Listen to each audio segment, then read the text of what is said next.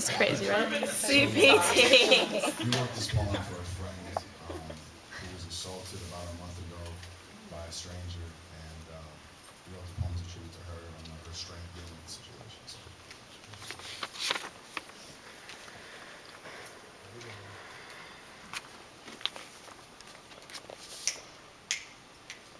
Some men only know destruction. I wonder when it starts. Maybe in terrible twos and toddlers, Legos and Lincoln Logs, but on dark nights. Some men only want to watch the world burn, leaving hearts in their windswept wake in us, wondering whether we should move or lay dormant. All I could feel was my own stillness, skulking between my bones, and I just couldn't keep up. Never ran so fast in my life. Never wished I was someplace sooner more than that night. Dragging the ballad of her sunken flesh against my chest felt like a dying metronome in my mouth. Her pendulum smile was small, skeptical. Of place. Of light, of face. Of time. She mumbled agony between her words. I am fine. I see her crack beneath my gargantuan concern. Saw her laughing away all feeling. Fear wasn't an option, neither were tears her teeth. Half-caught grin, frown chiseled in her cheeks. Questions tumbling in stone columns like the apocalyptic musings of Brand. She shrugs and flees to the comfortable gap between her hands. I have to unlock mine because I can't stop the sweating. I feel like an autistic toddler, breaking everything in sight, but she whispers, reminding me to use my words. Her eyes are dying acrobats. All they know is sweet release and disbelief, recovering air and sweating stars, leaning towards a cosmic precipice. Till the giant fist of Gravity pummel them into oblivion. Her recollections sound like a homesick accordion and an orchestra of crickets, frantic and riotous. Have you ever seen Pain Whispered?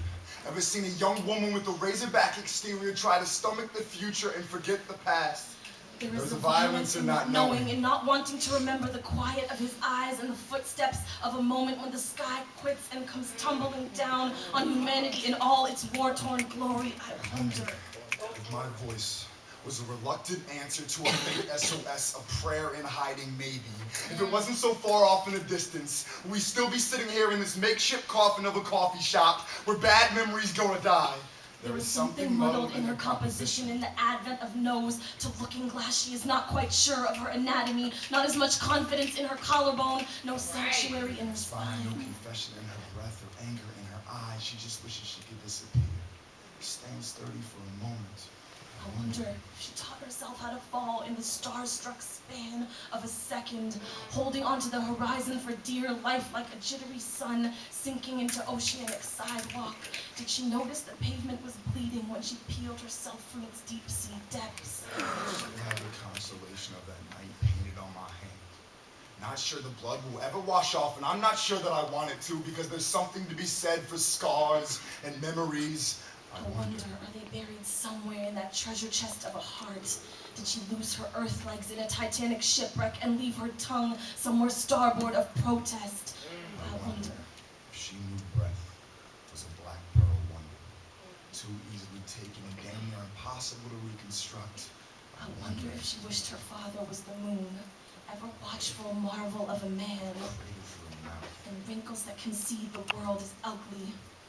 Wished he would swallow silence and never want any more answer from his slender moonbeam of a daughter.